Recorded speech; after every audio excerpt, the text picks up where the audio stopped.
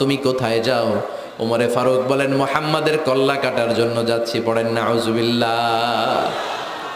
ওমরে ফারুক তলোয়ার নিয়ে ছুটলেন, পাগলের মতো ছুটলেন, আর ধৈর্য ধারণ করতে পারেন না। বিশ্বনবীর নূরানি চেহারাটা একবার দেখার জন্য পাগলের মতো ছুটতে আরম্ভ করলেন।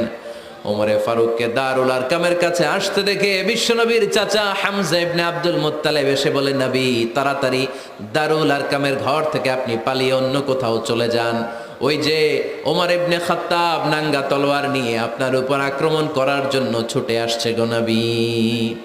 বিশ্বনবী বললেন, ও আমার সাহাবারা, ও আমার চাচা হামজা, সবাই আপনারা সরে যান, ওমররে আসতে দেন, ওমররে বাধা দিয়েন না। কারণ কিছুদিন আগে তাহাজ্জুদের নামাজ পড়ে আমি আল্লাহর কাছে একটা বিশেষ দোয়া করেছি, আমার মন বলছে ওই দোয়াটা আল্লাহ কবুল করতে শুরু করেছে।